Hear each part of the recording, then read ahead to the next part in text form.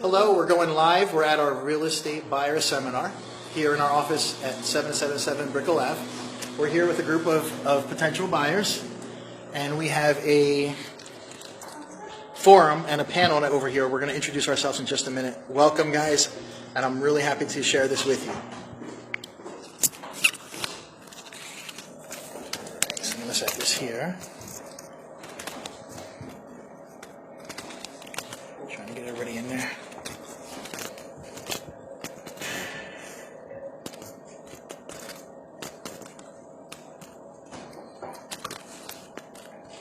There we go. Is that okay there with your arm? You're going to be okay?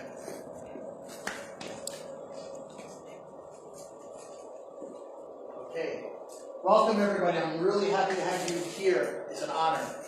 We're going to speak about purchasing real estate. We're going to talk about, what questions you may have. We're going to handle this a little bit like an open forum.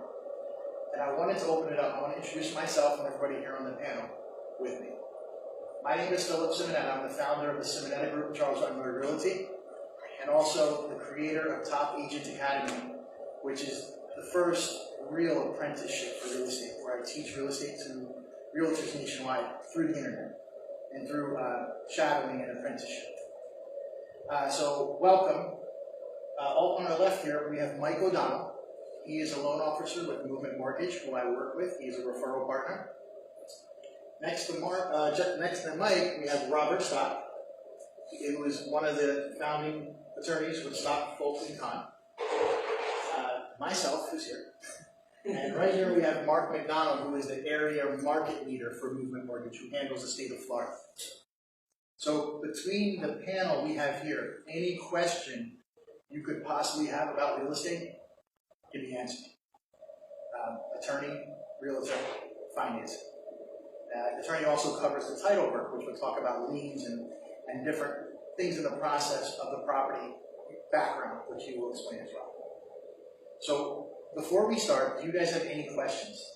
Real estate, sometimes it's a little intimidating to people, and it can be a simple process when you work with the correct people who walk you through that. Or it could be a nightmare when you have someone who, handles the contracting correctly, or you have an escrow dispute, which I will talk a little bit about in a minute. So it's all about who you work with and how you work with them, and their history and their reputation and their dedication to their career. So, any questions off the bat? What's the best approach to buying your first property? Okay, good. That's a great question. I'm going to cover that. I'm going to talk a little bit about the process. Let me start with that question. All right. I don't want to. We're going to nail that. Perfect. Okay, good. Okay, so the first step to buying a property, and I believe Mike and Mark and Robert will also tell us, is the fact that you need to be pre-qualified. You need to know what you can buy. And a lot of times, clients that I deal with go out there and they hear, hey, we got a pre-approval letter. We got a pre-approval letter. Great. A lot of times when you get a pre-approval, see, there's a difference. You have a pre-approval and you have a pre-qualification. And then you have a mortgage commitment. Okay, so a pre-approval, anybody can just walk in to a bank. You go in, you say, look, I want to buy a house. They do a quick, maybe a FICO score. They say, okay, I have a job. I've been there 5 years. I make $30,000, $50,000, $80,000 a year, whatever they're making. They don't do a full credit report. They don't take all the debts, and they don't figure out your debt to income. Okay, your debt to income is what allows you to buy a house. So if you make $80,000 a year, but you spend $70,000 a year, you only have $10,000 a year to spend. The problem is when you get pre-qualified, they just look at what you make, and they say, okay, you make $80,000, you can buy a house, you can buy it for $250,000 house. And a lot of times those people go out, they'll go to a realtor, I'm approved for $250,000, and then they go look at houses, they find the house, they put the offer, they put $10,000 down in the escrow. Now, next thing you know, the bank starts writing the mortgage. Now, that's the difference between a pre-approval and a pre-qualification to the commitment. Now, they get the contract, now they start writing the mortgage, now they run the credit. Now they see, oh man, they can only buy a $200,000 house. Because the fact the debt to income was off, they didn't realize they had 2 car payments. They had, different things on your credit go in that. Anything that you apply for, it's called applied for credit. Car loans, credit cards, anything applied for. When you get your Comcast or your Dish Network, all that goes on your credit report and it shows your payment history, which is great when you pay it on time. However, if you make $5,000 a month and you're spending $2,500 a month, you can't even use that whole $5,000, correct? That $5,000 comes off. They give you a ratio to that. So then there's only so much allowed to buy. And that amount is what the mortgage and your principal, your taxes, and your insurance, and your condo association fees, all that wrapped in, has to fit within that number. And you'll hear stories of people who went, they did that, and then they have to get their escrow back because the mortgage fell through. And then the sellers have to go and put the house back on the market. It's not only unprofessional, it's disheartening for people who are trying to buy a house. Now imagine being that buyer. Well, the bank told me I can get this. That buyer doesn't know the difference between a pre-qual and a pre-approval.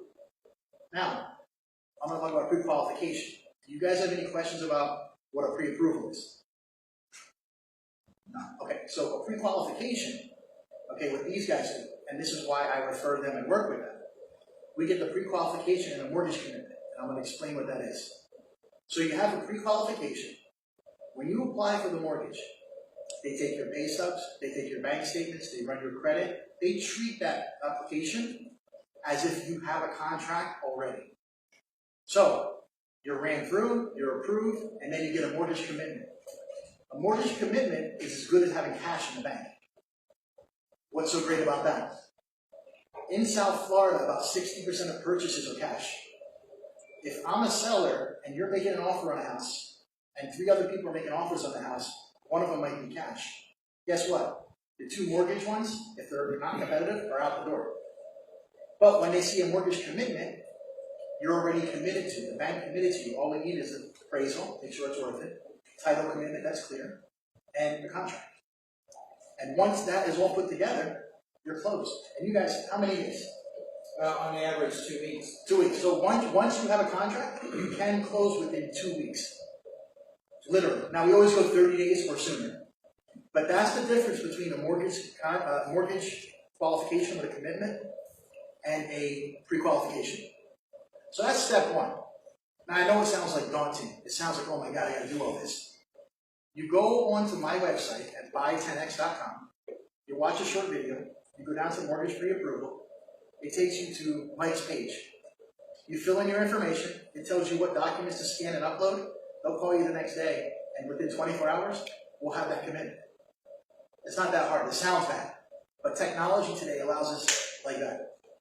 So now, once we have a mortgage commitment, and you tell me, or I see, hey Phil, look, we can buy a house for $325,000.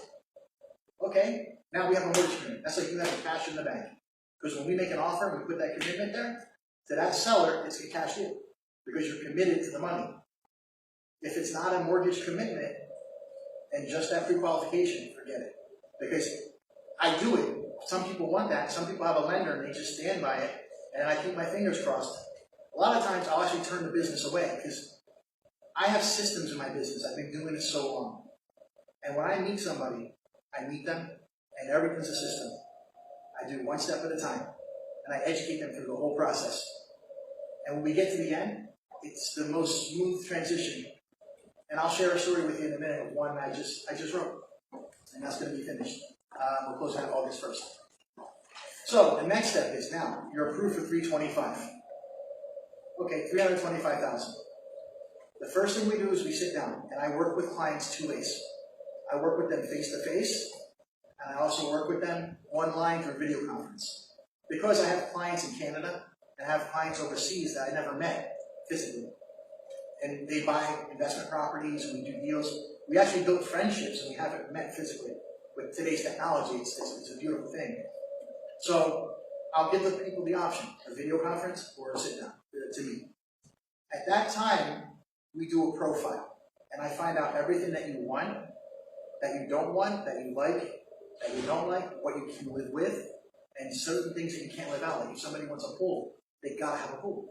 Like there's certain things that have to be done, okay? So once we do that, I do a live search with them on the MLS. And we search live. I share the screen, we sit down, and we go through the properties. And I send them a portal. I have an app. It's basically an app, just like a Zillow or a Truly. It's actually a little bit better because it's updated every 15 minutes. It's better than Zillow? The search features and what you can search. It's a total for USA? I'll send it to you. Oh. It's a map for the state of Florida. Ah, for Florida. Yeah, only for Florida. There's no reason for me to go here. Okay, Floridian Zillow. Okay. I only focus on Florida. If I had a license, I would go. Okay. But for me, I'm here. This is where I love to be. This is what I am. Yeah. So I only do it for the state of Florida. Now the app can be made for other. I could do that tomorrow. It's very, you just have to add the technology. So with that, okay, we do the live searches. So, if somebody wants a single family home without an HOA, 4 bedrooms, 2 bathrooms, I'll do a search. Pets okay, this thing, that thing, it's a condo. And I limit it down. I make sure it's, if it's not a 55 community or older, if they don't want that, we can remove that. I pinpoint the search so specific. If they want to be in a certain school district, I pinpoint that search within 10 minutes so specifically that it's like, they look at it like, oh my God, like we were dealing with a realtor for 2 weeks and I can't get in there. I can't find it. And I'm like, okay. I've had people I met on a Thursday that were working with realtors. There's a testimonial on my website. Working with realtors for a month, 2 different realtors, couldn't find a property. I met them Thursday, we got a contract Saturday, and you guys closed it. You guys closed the deal, in Deerfield. I don't want to say a name. Or I'm sorry, Delray. It was Delray. And we closed it in like less than 30 days. And from the day I met them, it was less than 30 days that they were in their house. And they had to get out of the house to move into because the building was sold that they were renting. And there's a testimony, I'll give you guys a website, you can see what people talk about. So when you pinpoint these things down, and I send these lists to people, and they look at them, and then with this portal, you're able to go in there, and you see there's 20 houses. You look at one, and you click a heart, and it tells me you like it. You click the trash symbol, it goes in the garbage, and you have to look at it again. And every time you click one, it's there. If you have a question about it, you type it, it comes to me directly, to my cell phone, like a text message. So you're in constant communication with me anytime you need anything. I pride myself in a 24-hour processing service. If you have a question, ask it, we'll get back to you. It doesn't matter what time it is. We have a processing service of that nature. So there's always communication. Everything in real estate is communication. So now, once you find out, okay, there's 5 houses here that you want to go see. Okay, so I schedule it, and we go see them the next day or the day after. And either I will take you or one of my assistants will take you to look at the houses. So you go to the 5 houses, you pick the 4th one, you want to put an offer. Okay, great. We sit down. We can do it through video conference, or we can do it in person. Everything I do is digital. We do not use a piece of pen or a paper until you get to the closing and sign the documents. Just as simple as that. Once the contract once the property is determined, I draw up the offer through the software system. I send everything over, applications, contract, any addendum for condo association, homeowner association, lead paint disclosures, anything that we need comes in one PDF file. I will already have copies of your driver's license and all the things that we need to apply to. So once I prepare all the documents for us, I put it into one PDF and I send it to you for signature and initials. I send it to you, we're looking at each other in the video conference. I pull up the screen and I'm talking to you through every page of it. I explain every page, every clause. Now, it's not just writing a contract and sending it. I'm going to tell you why. I'm going to give you a very good example. I think you'll be able to confirm what I'm going to say in a second. There's certain language you want to put into the contract to protect your deposits, to protect you from permit issues that can come up. And when I say permit issues, okay, when you are buying a property, you have a 7-day, a 10-day inspection period. Now, in that inspection period, you can back out of the deal for any reason. So let's say you buy a $300,000 home. Man, it's beautiful. It's a perfect house. Has the pool, has everything. We get the inspector. I go to the inspections. I'm at every inspection, no matter where it is. I go because I need to protect my client's interest. I go to the inspections with the inspector, and I go through everything. Let's say the inspector goes up into the roof, and it's eaten by termites.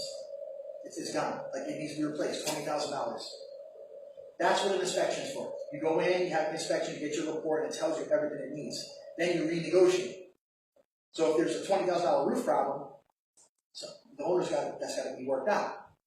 Now, let's say you bought a house, you're buying a house, and somebody redid the kitchen. Now this house is beautiful. Let's say they didn't pull permits. That same inspection period happens. Now when we order title, the title company will also order a permit and a search to see if any permits were pulled. The reason this is so important when you're buying real estate is that inspection period, let's say it's 7 days. A permit search doesn't come back in 10 or 15 days. So you buy the house, you put $20,000 down, whatever you're doing, you're stuck, you're in that contract. After 7 days, you can't back out anymore, or 10 days. If you don't put a certain clause in there saying that the buyer is responsible for any permit issues, or the seller is responsible, not the buyer, the seller is responsible, all the way to the closing day, if you find something on that property, and it's a legal language, it's not that exact terminology, there's a legal statement that I put in every contract. Because if you wait to the 8th day, and that comes back to you, that comes back as a $20,000 problem, guess what? You own it, or you lose your deposit. There's no way around that. And have you had any litigation and thing? Yes, I mean, it's a very frequent problem, and in fact, I'm involved in a commercial dispute concerning a nightclub. And there was a lot of construction that was done in the club, and none of it was permitted. And now the county is coming in and they're demanding, that engineering reports, and a lot of the work has to be redone, and it's extremely expensive. But it's, and there's litigation surrounding it. And one of the things, very, very interesting talk that you gave, one of the things that I believe is very important is to have an attorney early on in the negotiating process, because everyone has a specialty. Your specialty is identifying the right property for your buyer, negotiating, getting the best price. My specialty is making sure that when they go to the closing table, that everyone's wearing a belt and suspenders, and all the I's are dotted and the T's are crossed, and they have all the legal protections necessary so that if there is a dispute, we can preserve the buyer's rights or the seller's rights, depending upon who we happen to represent. And in a case like this, if we weren't involved in the contracting process, had we been involved in the contracting process, we would have specifically allocated the risk for unpermitted work, and we would have had better recourse than making a fraud claim or some kind of undefined thing. Put it in the contract, and there are specific penalties. And in this case, if we had allowed for an escrow to pull money aside until we finished until the client finished the inspection process, it would have been a much happier outcome for our client. It can get ugly. I mean, it can get really ugly and very expensive, because you get fined by the city. And not only that, if the kitchen's beautiful, guess what? They didn't get a plumbing permit, tear out the wall and replumb it. It's not like, okay, here, pay a fine, you're done. No. Tear everything out and redo it. So pay the $20,000 to fix it back up, for the roof or whatever, say it's the kitchen, the plumbing, the electric, everything has to be redone. Even if it's perfect. They're so meticulous. So that's just an example of something that you could run into. I had a deal where a kitchen was done and everything was permitted and signed off. However, the contractor 14 years ago didn't call in for the final inspection. The final inspection is just to make sure the cabinets are in, and then they sign off everything else. It took me almost 45 days to get Hollandale Beach to come out to the condo in 3 Islands to just look at it, measure it, and say, okay. That was 14 years ago. The contractor was gone. Not in business, can't find the guy. It was a nightmare. And it was all to get a condo closed for investors of mine from New York that was around. I had one case, there was a warehouse building, and it was tied up in litigation, and the construction work was never finished, and there were 40 permits. It was a very large building. It was a two-block structure in Wynwood. And so there were 40 permits, and none of them were ever closed out. And it came time to sell the building, and when the title work came in, there were 40 open permits, and the title company had that as a title exception. The bank didn't want to close, and so I called the building department to find out what could be done, and they gave me two alternatives. The first alternative was to finish all the work, and obviously the buyer, you know, in order to buy the building, was going to finish all the work and spend millions of dollars, and they gave me a second option to knock down the building. And if they knock down the building, they'll cancel all the permits. And we're talking about a $23 million structure. And so it's a very serious problem. And in addition to all the monetary problems that were mentioned, another problem is a municipality, if there's an open permit, they can lien the property. And they put a lien on the property. That lien is a property right created by the municipality, which actually primes any mortgage that you get from a private lender. So they're not going to want to lend money because the lien is the equivalent of a mortgage, and if that's not satisfied within 2 years, what happens is that the city sells that in a certificate, a lien certificate, and then it gets auctioned off, and someone can come in and buy the property for who knows what. And so it's a really, really serious problem to make sure that the permits are closed out. Absolutely. Now, after that, I send the file, this initial, it's all clicked to the mouse as we go through it. And then it comes back to me, I send it to the other agent, and then the negotiation process starts. And I usually get them within 24 hours to respond. And we get the deals done. You know, and then you have other issues. Now, once that's done, everything's agreed. We wire the money in, and then that's when everything goes to the mortgage company. And then we follow up. We get the inspection scheduled. I go to the inspection, make sure everything's okay. We sign off on that. If there's condo docs or HOA docs or anything that has to be reviewed to make sure everything's okay, because you have 3 days to get your docs to review them. Because some of these condos have rules where if you come in at 12:52 a.m., you can't come in. You know, like there's rules that are so like crazy that somebody may say, I don't want to live there. You know, it's like, how would I get? So you cancel, get your money back. You have 3 days to review those. And that's part of the process as well. Usually that's done in the same time frame as the inspection. If I'm representing the seller, I get that done in the same time frame. So that way there's not 3 days, 45 days on the line, say, oh, well, we need to get the condo docs, now we want to cancel. You know, you don't want to go through this whole process. So you usually try to get it done within that same 10-day period. Just to give you an example, some realtors don't know that. And it's not that realtors, I just want to get into real quick, I'm going to say something before I pass it off. That's the realtor part. Now, all the way through the way, we follow up and we go through it, and we're back and forth, and we have addendums. And I'll share a story about an addendum I just did today, or a new initial, I'll tell you. It wasn't going to be an addendum. But a lot of realtors out there, it's not that they're lazy, it's not that they're stupid, it's that they're not educated. People get a real estate license, and they jump in this business, and they think it's like $1 million listing. You see, the real estate business is very complicated. To be in real estate, it's like having 3 jobs. The first thing you have to do is branding and marketing. It's what you have to do. The way I brand and market, I have the Real Estate Lifestyle Show. I have a radio show where the radio shows we paused. We used to cook food and talk about real estate because I'm from the restaurant and nightclub industry. I grew up in that. And then I was in brokerage, and then I was in finance, and now I'm strictly real estate. And I handle business consulting. I buy and sell, and I consult businesses and build them, and I have a passion for real estate. So I'm not just a realtor. I bring all that experience to the table with me, and we negotiate. That's just what I do. Now, in addition to that, realtors out there, they get thrown out there and they go to training. They put nice clothes on. You know, they put all this clothes on their credit card. They go lease a nice car. And they go out there and they give this image. It's all about image. See, it's all about relationships, knowledge, and being authentic with people. And letting them know, look, this is what I bring to the table. That's how you become successful in real estate.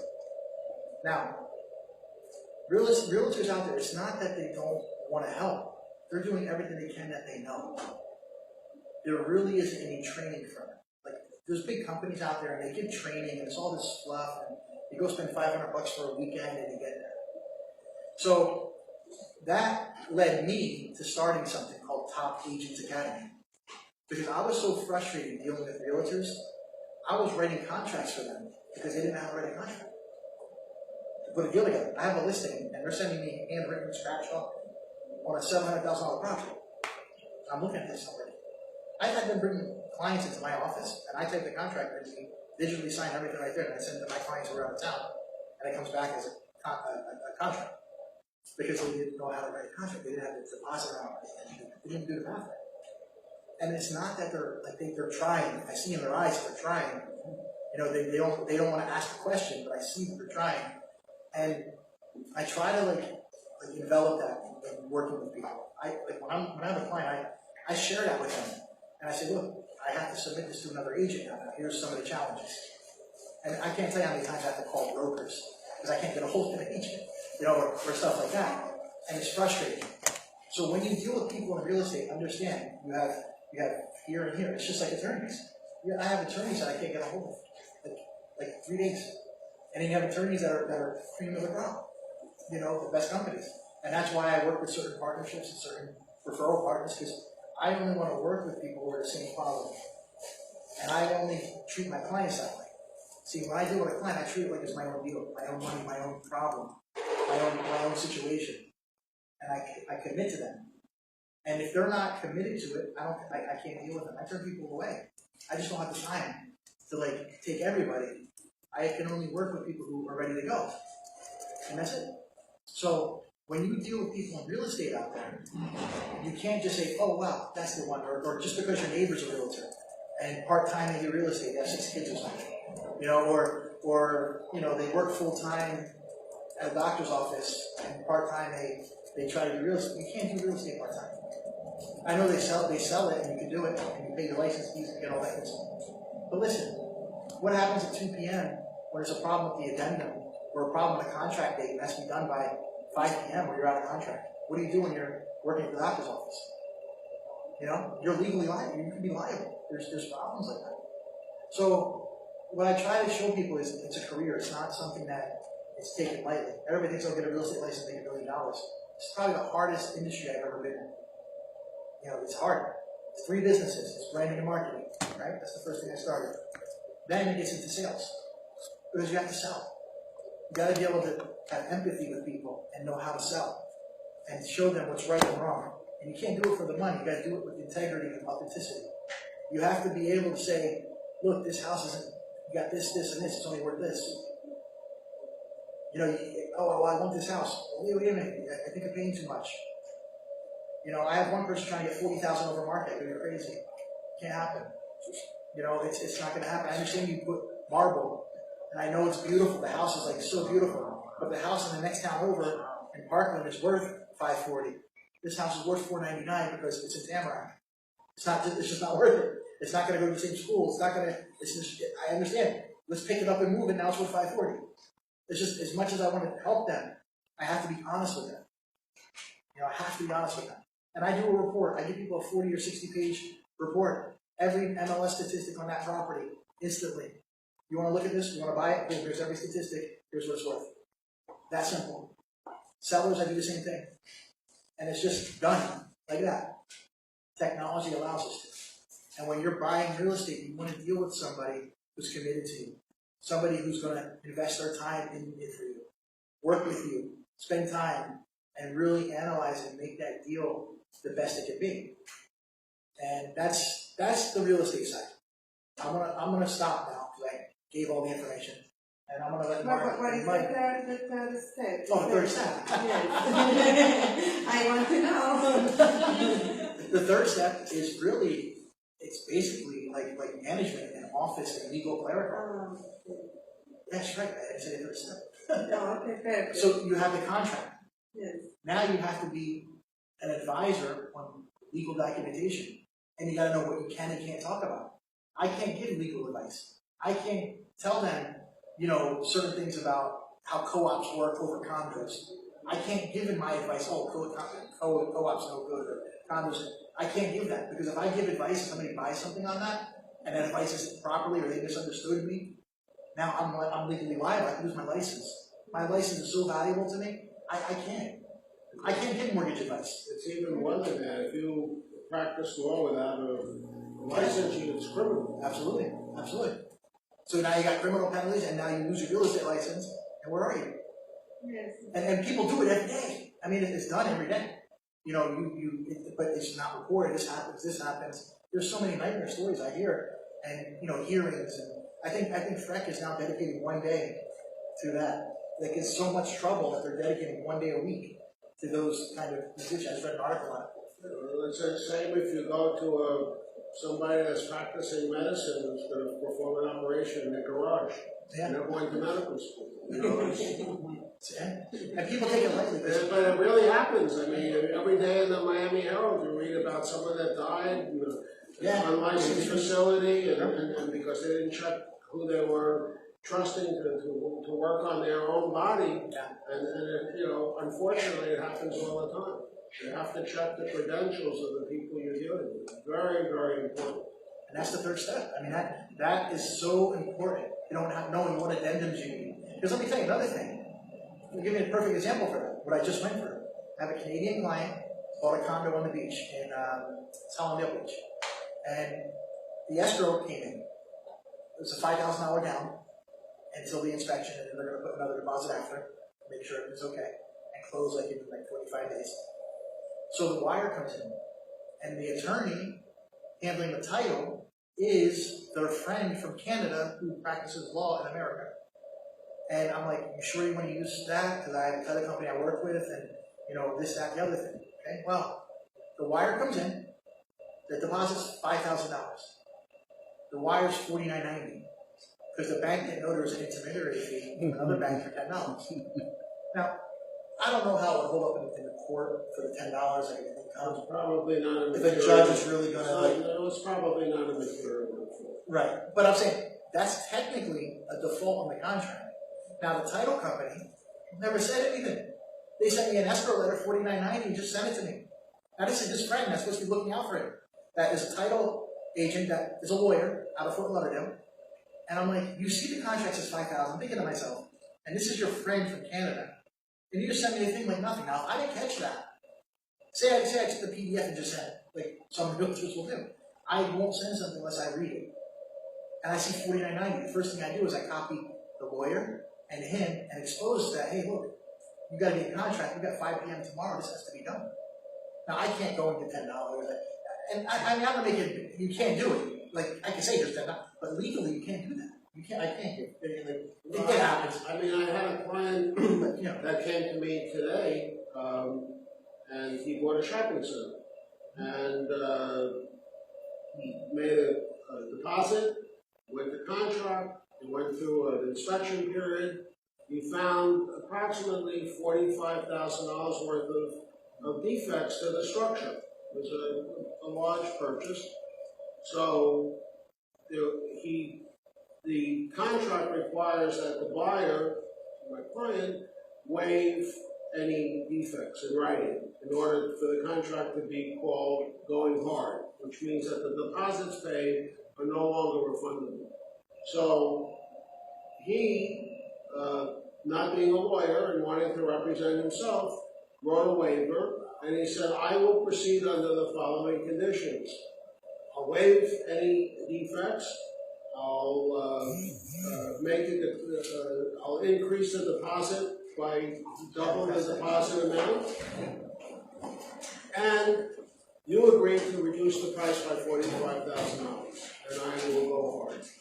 And he went around, for months, thinking that he's buying the property and everything is okay and everyone's in agreement.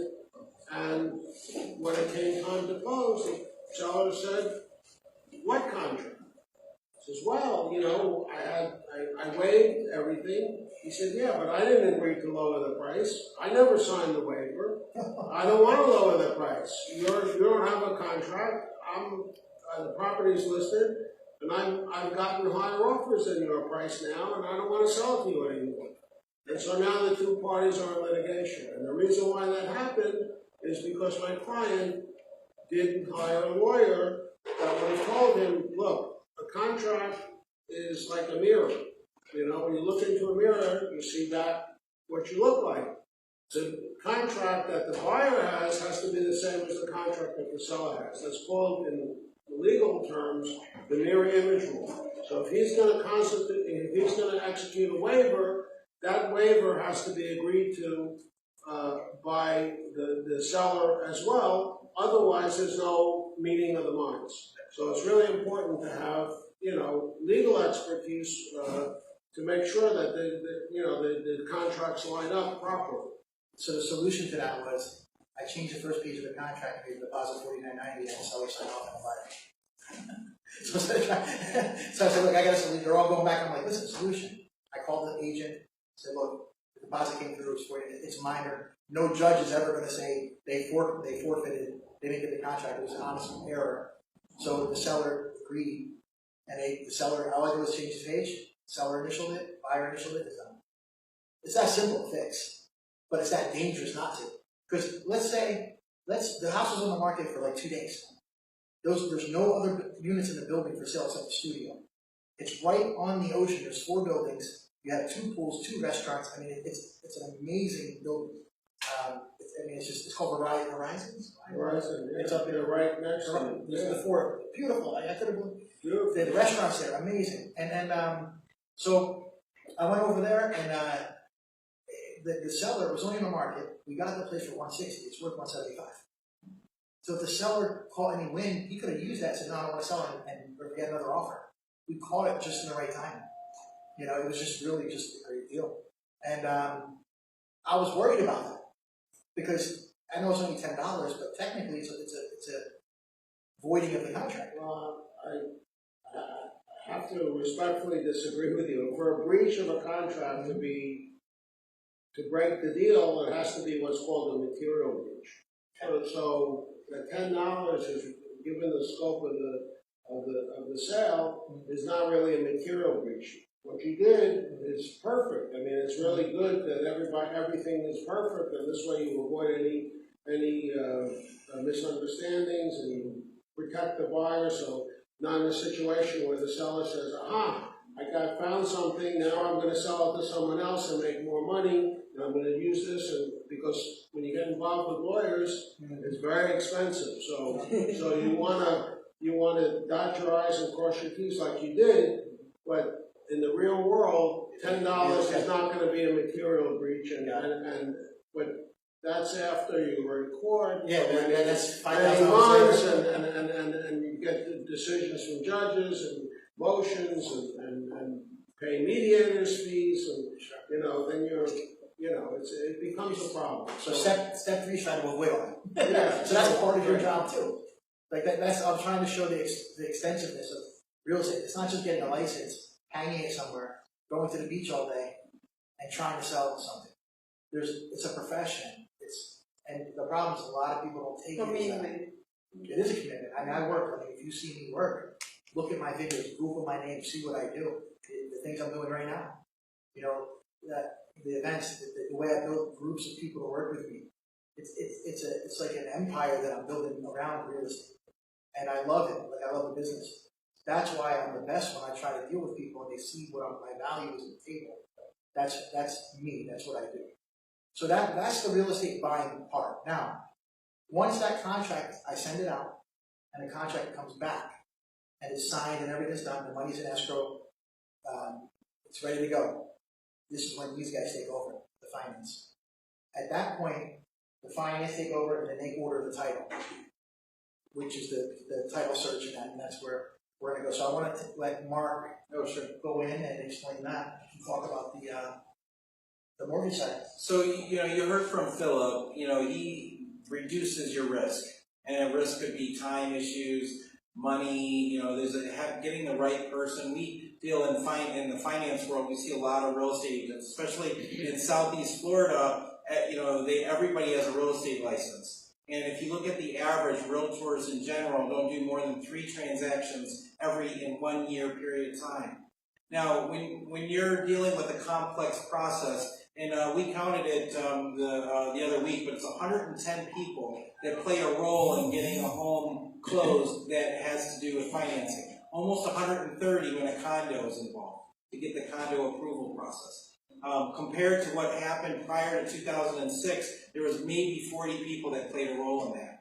So to be at 110 to manage all them and their mistakes, you need a bulldog to be on your side, and that's what you get, you know, for the 1%ers, we call them. The realtors that do pretty much all the business in Miami are only a select few, maybe 20, 30 people. Everyone else is just, they do their 1 or 2 or 3 deals a year, that's it, and they do it terribly, costing their clients all the nightmares and complaints you see on the websites and such. If you Help me, Howard. Yeah, and Help Me Howard. You know, it's supposed to Help Me Howard. Anything that has to do with the realtor, pretty much find back that they use Aunt Millie or Uncle Fred, and the guy only did 2 transactions his whole life, and you entrusted the largest purchase of your lifetime with somebody who knows nothing, right?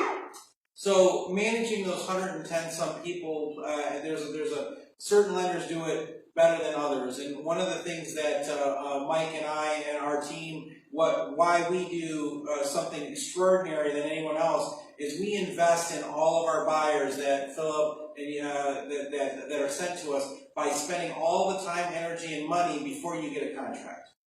So we do all the research to figure out how much you need, what you need to, like what he was talking about, turning you into a light cash buyer, right? So having all those things taken care of, you won't run into the situations where you're at the date of closing finding out something that could have been figured out within the first week. Just because what you do is when you work with some of the big banks, one processor manages 80 files. In our office, we have 3 processors that manage 15.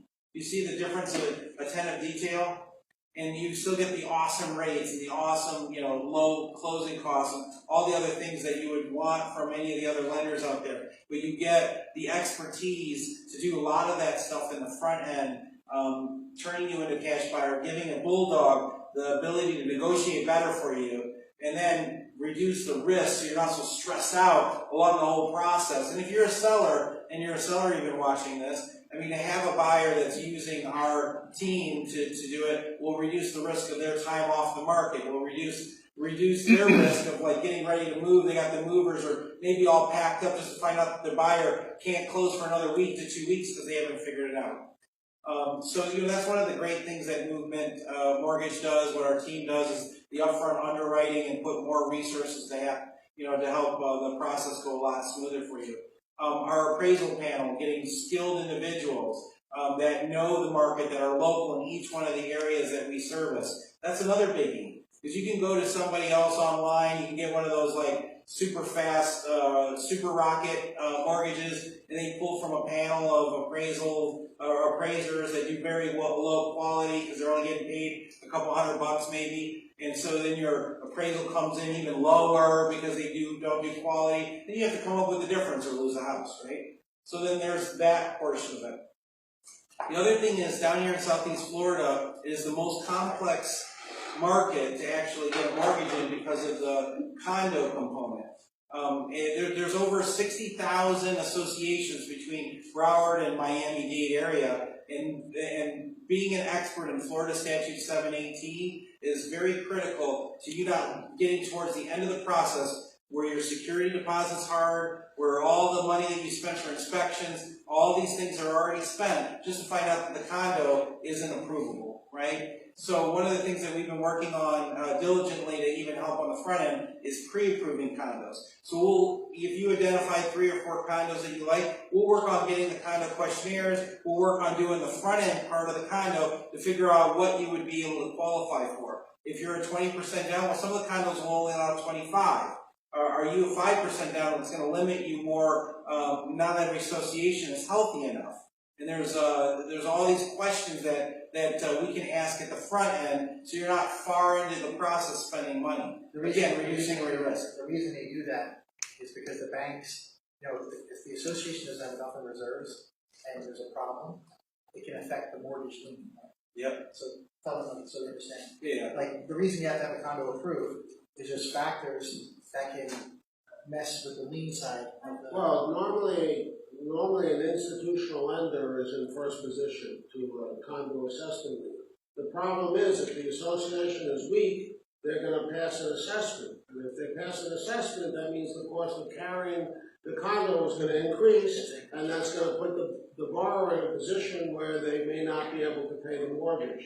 So I think that the mortgage lender's interest is more of a financial interest than a legal interest. Right. And just to piggyback on that, just the most recent example is we had a single mom. She was working her butt to get make a better life for herself, and she was a nurse. She just graduated nursing school, and she had taken on a wage offer to save up $6,000 she needed for $8,000 that she needed to purchase this one condo. The other lender that she was working with, they got the condo questionnaire, denied the loan 4 weeks into her process on a 30-day contract. What would you feel like in that position? Now her $6,000 security deposit. Now, in most the title attorney that was working with her said you're going to lose it. You can fight for it, but you're pretty much going to lose that money. We were given the opportunity to look at it, reviewing the condo questionnaire. There was a 26% default rate in the association, and that just seems really odd. To his point, if a condo association has 26% of the people giving them money for the association dues, right, to maintain the whole condo, cut the grass, water, all the things that they pay for, you're going to go bankrupt, right? Like, you can't. I mean, maybe 10, 15, like what if we took away 26% of your income in household? How would you be able to handle that month after month, right? So it's like, there's no way that this company, this association could still function on that and still be doing the things that they're doing. So they were very difficult to get a hold of. We had the client walk into the association with me on the cell phone and hand it to the manager who wasn't returning my phone calls because they're just busy and they don't care about anything. In most of these associations, because they're part-time, they're volunteer, they're wishing they never even signed up to be part of the association, I'm sure. Get a hold of them, I'm like, 26%, that's crazy high, man. You're going bankrupt next month. What's going on? Oh, no, that's like, on that spreadsheet is when you get fined $100 for your dog pooping in the wrong area, and you don't pay it for 30 days, it goes on that report too. I'm like, can you please remove all those then? Come to find out, it was only an 8% default rate. Makes total sense. We needed it below 15 in order to get this loan done. And we were able to take the application, bam, bam, close it in 11 days. Get them into the house. And that's the difference between choosing a professional that is an expert in Florida Statute 718, knows all the condo guidelines, especially if you're buying in the condo world. Especially all your single-family homes have associations as well. Being a lender who's very familiar with that, there's very few of us. We're the #1 condo lender down here that deals with agency loans, which is Fannie, Freddie, FHA, all your conventional and minor jumbo under $1 million. We are experts at condominium financing. We also have the largest database of approved and limited review condominiums. And full review condos is as little as 3% down on a condo. 3% down. And I mentioned the seller assist, where it can be built in as Exactly. a seller paying up to 6% of closing costs. So imagine, I'm going to use small numbers. Imagine you buy a $100,000 property. You're able to have the seller pay $6,000 towards your closing costs. You're only coming with $3,000. You can get into that property for a couple $1,000. After all your fees and everything are added in. So depending on how you negotiate and structure the discount on the deal, there's ways of getting the property. I have had people with DA loans who get 100%, and they're able to get up to 6% seller assist. Get into the house with like barely anything. Barely any out of pocket. We've done those ones. Yeah. For up in we did one. Yep. Already a couple months ago. But yeah, we're So there's things you can do. Imagine letting everybody notice in the military that if you can work with them or give them a loan, they get the loan 100%. I mean that's their benefit. And imagine being able to construct it where they can really get in for no money because the seller can pay the closing costs. And imagine putting that in on the offer and letting the seller know that's what they're doing for someone who's served the country. You're actually paying some of the closing costs and they're able to get in. And it's worked. I mean, we wrote a letter. We did. And to help them get in. And it ended up the seller was actually a Marine, he was from the Army or something, and he was like happy to do it for them. They were actually really, so it worked out that way. So imagine being able to really educate people and show them that. That's how, when your profession is what you do, it's your passion. Like he found out how to save that lady her $6,000 or $8,000 because there was a stupid thing put on a report incorrectly. It takes that extra commitment to what you're doing to find out why. Another lender can say, okay, it doesn't work out, go to the next one. You gotta have enough empathy, you gotta have that integrity. That integrity is it. Work that deal to the bone and get it done. And we've done it over and over on many occasions, but that's the commitment you want in an agent. That's the commitment you want and the knowledge that you want on your side when you're up against a situation or a purchase or anything. Even selling anything.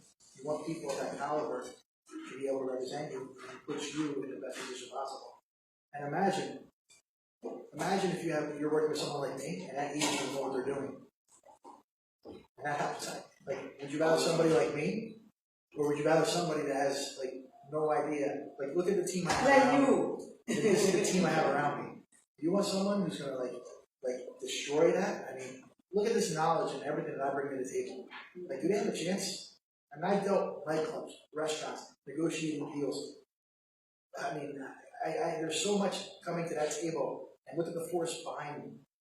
Like, this is what I bring. So that's what I try to get out there, and the knowledge, because I guarantee you, 99% of the times I'll be up against someone that has no chance on the other side of that table. And the 1%, I love them. I love, so challenge. It's fun. I love it. I love the challenge. I wish I had more of this. But that's what you get when you deal with us.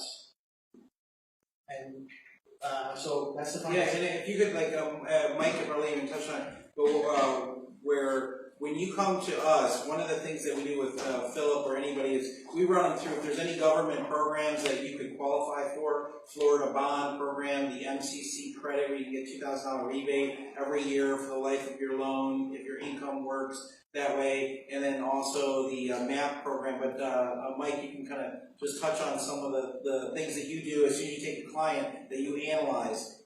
I can really just look at the whole scenario and see, what their needs are. Like the MAP program is a down payment assistance program, and if they qualify with certain parameters, they can get up to 3% back on a 97% loan, making it 100% financing. If you guys been in the Army, when we do a VA loan, that's another 100% deal. So you imagine 100%, you get the seller pay a few $1,000s for closing, you're in the house for free. I mean, there's so many, and just nobody tells you, because they don't know themselves. They don't know themselves. So they can't tell you what they don't know. It's not that they're stupid and lazy, they just don't know. They don't have enough drive to find out. What I will tell you that there's several years that I've been in the real estate. Before even now I'm in the real estate, but most my emphasis now on my TV, as I told you, because I made the first global real estate and leisure TV channel. It already was leisure and fashion, but I comprise I love that you have some kind of same system that everything is correlated to each other. Nothing is very different to each other. Everything now in the world not as one. It's not independent. And what I've seen that during their operation, how the real estate agents are working, and I've seen that they have some lack of information or the additional education in the other systems of business. Because that's why that when you're coming to the real estate agent, he always in his team or his company, he does not have the experts like you have.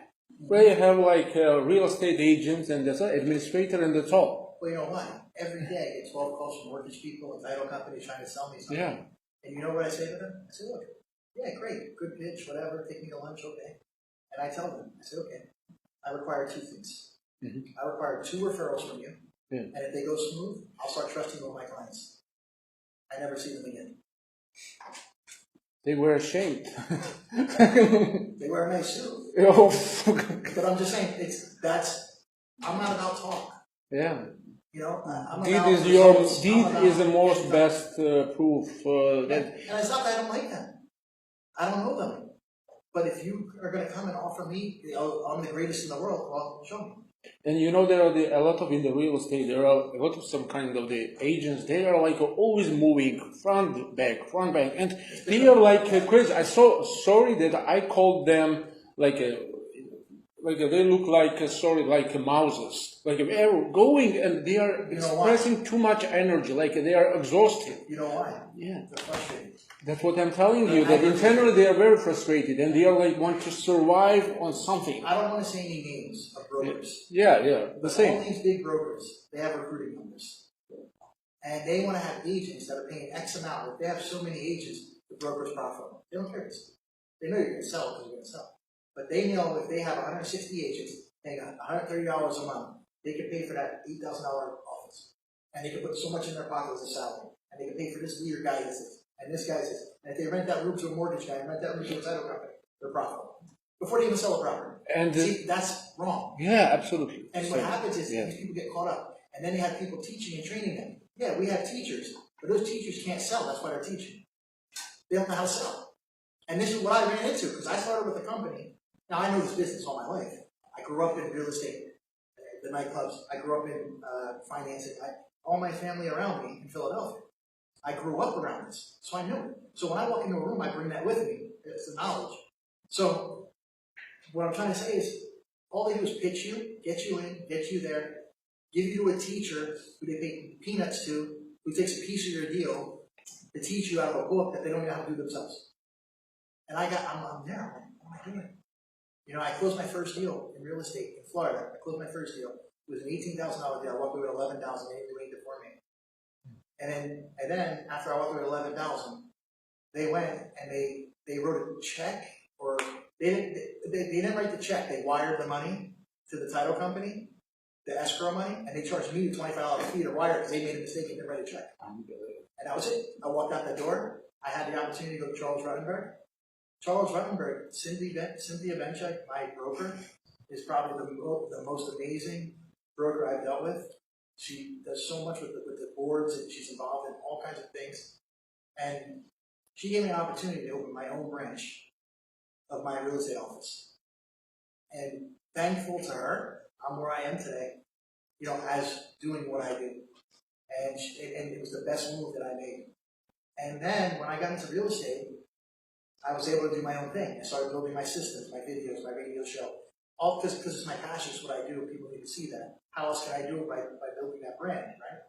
So at that point, you know, getting that all going, getting out structured, I saw that the realtors are like the mouse running. What can I do to take the realtors who are serious and help them? How do I do this? First of all, how do I do it? It's my passion. I want people to succeed. I want to contribute. I want them to be the best they can. I want them to make millions because I can make money with them. Then I figured that was the next thing. How do I monetize it? So I created an 18-step program called Top Agent Academy, and it's an apprenticeship. Some people get it in 6 months. Some people get it in 2 years. It's just like an electrical union or a plumbing union where you go in as an apprentice, and there's measures. And when you meet that measure, you go to the next level. And you meet that measure, you go some might do it in 2 weeks, some might do it in 3 months. But you got to meet those measures to go to the next level. There's a 90-day measure. If you don't hit those 90-day measures, you're gone. Yeah. Look, I like you. I'll take you to dinner. I don't care. But if you can't produce, you're not for me. I don't want numbers. You know, you could have a whole set of numbers. And let's say it's 1 with like 10 zeros. But what if that decimal point's in front of the 1? What is it? 10 cents, right? What if the decimal point's after the 6 0? See, I want decimal points. I don't want 10,000 people. Same. I want 10 decimal points that are like me, that want to build something and create, and I'll lead them to win. And there's no doubt about what I do. But the decimal points.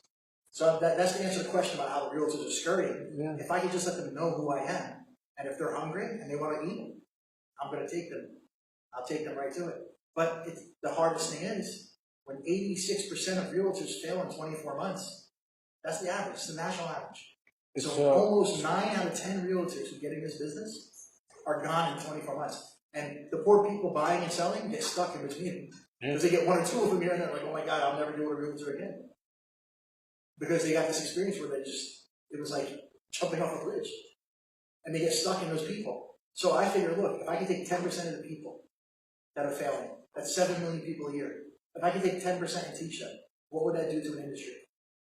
To actually give them mentorship. You know, when I bring somebody through the program, it's not just talking, here's what you do. I sit there and make calls with them. I set appointments, we do video conferences. I take them with me, they sit next to me, watch me sell, close a deal. And then I go with them, and then they sell, and then I let them go through the deal. And then when I see them start to slip up, I just pick in. Clients never know. And then eventually they don't need me 4 or 5 times, they don't need me anymore. Now they're good. Now what do? After 12 months, I renegotiate with them. I change splits, I give them better deals. In the beginning, sure, it's less, I'm giving more time and energy. When they don't need me, listen, if they want to open a brokerage next door to me, I'll help them. Because I know if I talk to the client, they talk to them, I'm going to get them. I don't care who they are.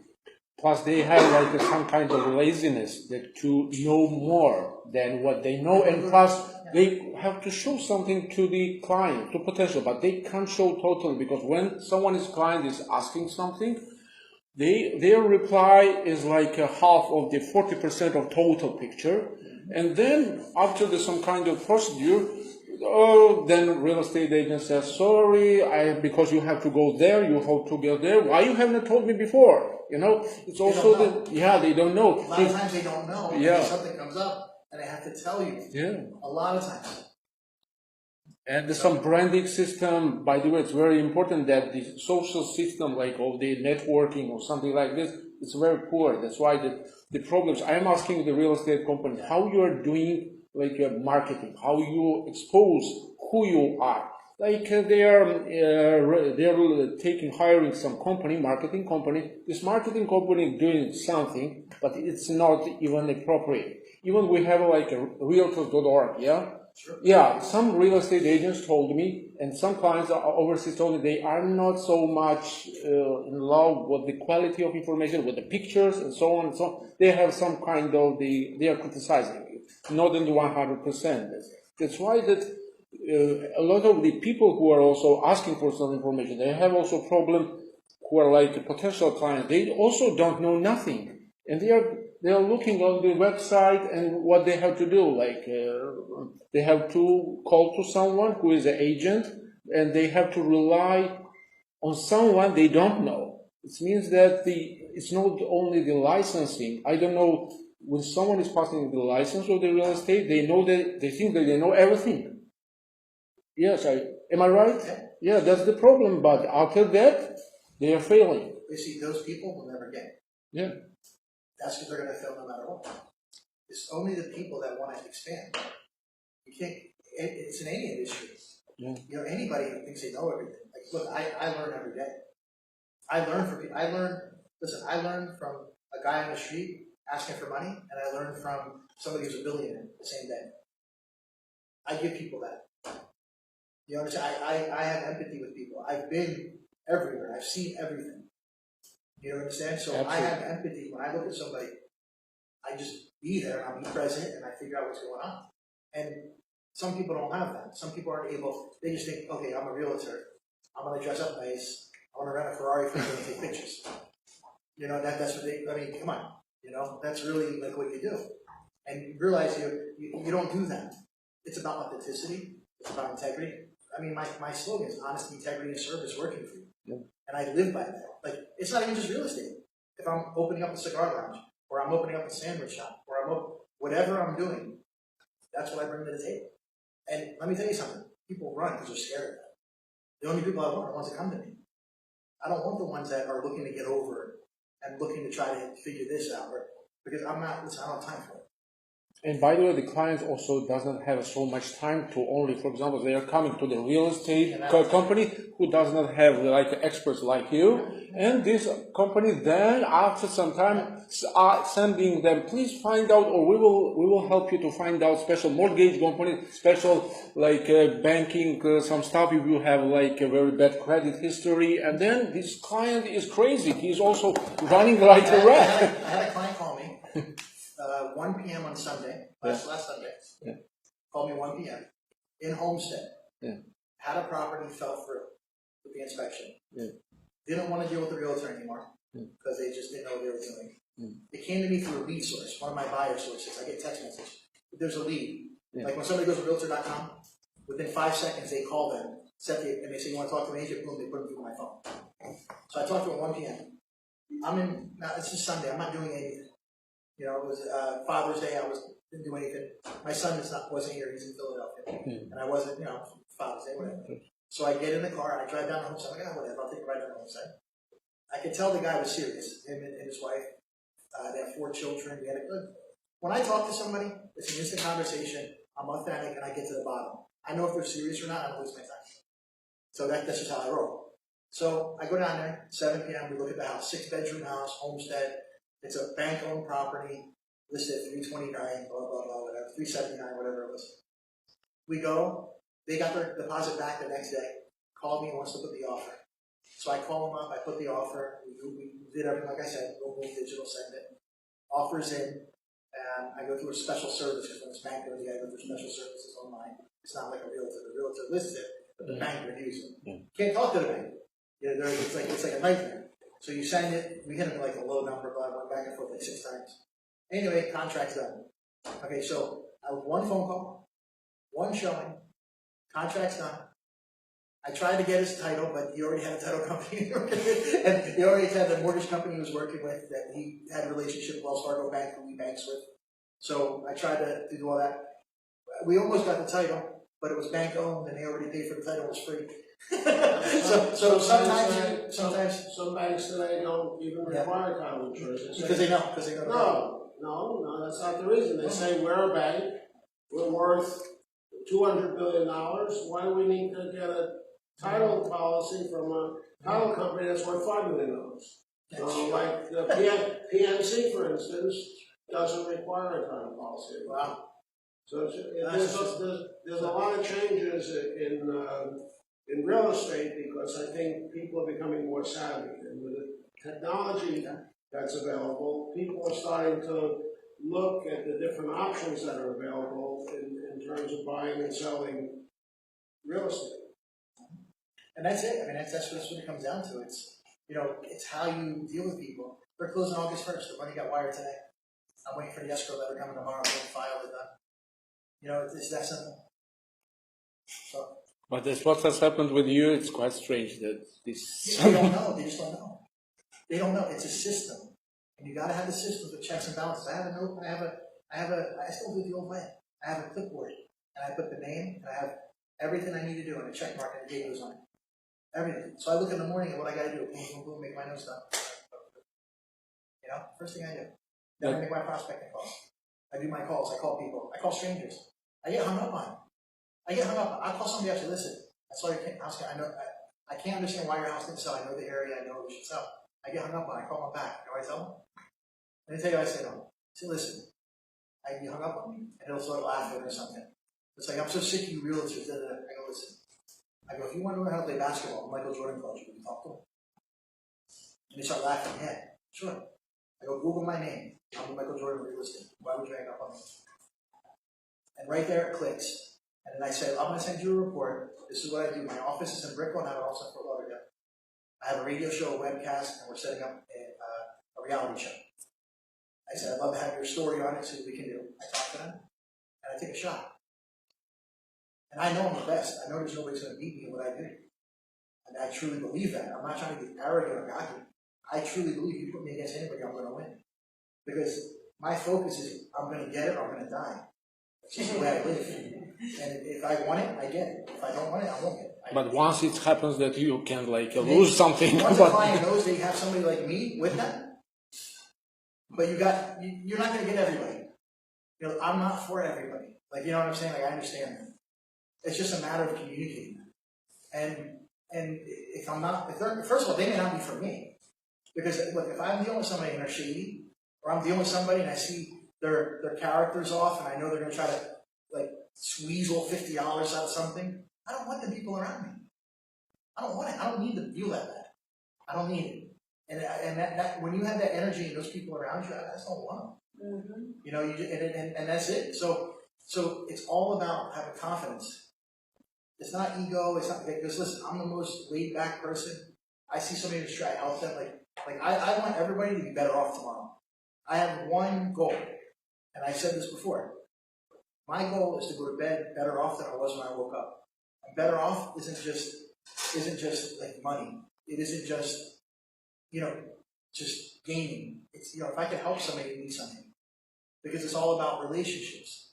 When you build relationships with people, everything else comes. The money comes, it has to. People like you, they will spend more money buying things with you than they can the guy next door selling the same thing, because they like you. And I learned that at a young age from my family growing up. Bars, restaurants, food businesses. You can sell a sandwich for $5 more than the next guy, and he's right there. Look at Subway, $5. But you can send $10 sandwiches over here and make 10 times the money. Because people like you, it's a name, it's a reputation. I'm from Philly, look at cheesesteaks. Who pays $9.25 for a cheesesteak? People that go to Pat's and Gino. You go down to Second in Oregon or go to South Street, you get one for $5, and it's 10 times better. But nobody knows. You see what I'm saying? Perception. Subway restaurant sells 5 million sandwiches a day at $5. It costs them $1.45 to make a sandwich, right? So they're selling 5 million because they put Michael Strahan on the commercial.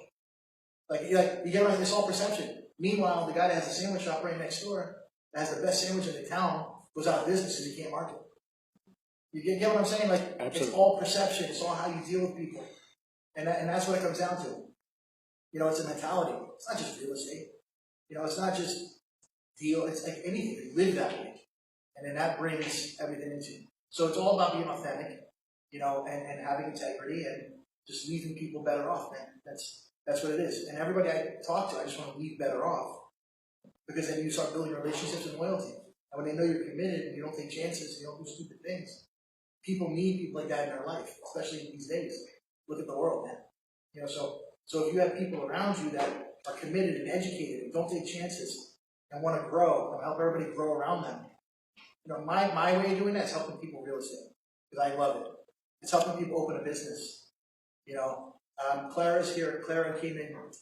She has Performance Alliance Group. She handles foreign entities who want to come here and expand their business and become citizens in America.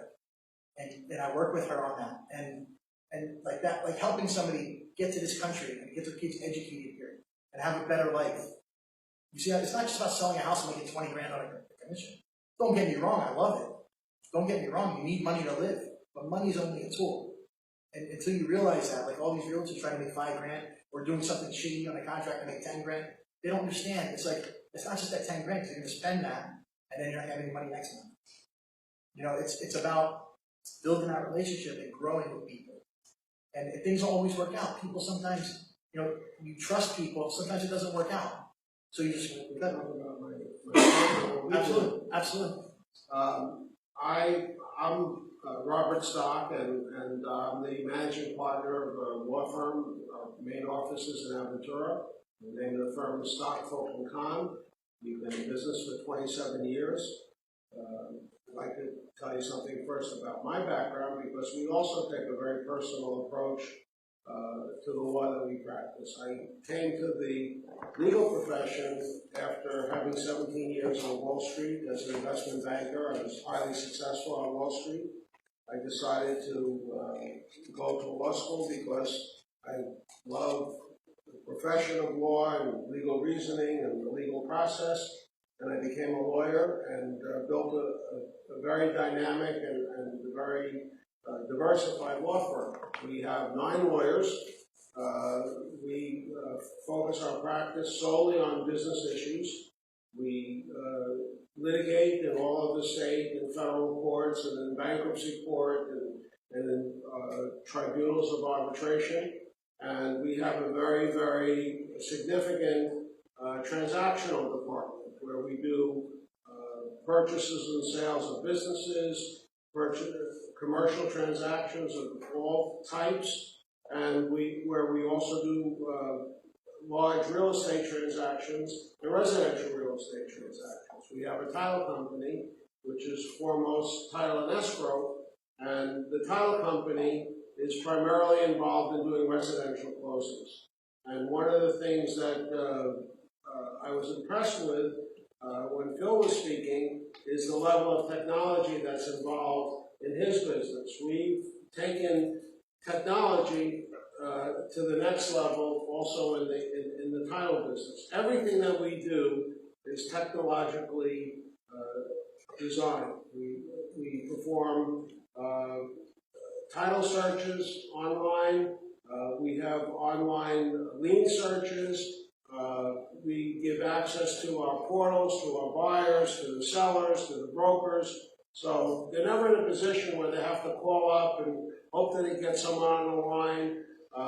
They could just type in their password, go to our website, type in their password, see exactly where the transaction is, and know exactly when the closing is going to occur, or if we're waiting for something, if there's a problem, it'll be right there. So there's instant communication. And this is something that we offer that I believe is unique to the business. Also, at the closing, there's something called gap coverage. What is gap coverage? Florida is a state where the first to record is the one that establishes the right. So if you have a mortgage and you get a great deal and you're pre-qualified and you come to the mortgage table and the closing table rather, and you get a mortgage and you go to a title company and they sometimes mortgages are thick documents, so they count the number of pages and they say, well, the recording fee is $6 a page and the first page is $10.50, and they miss a page.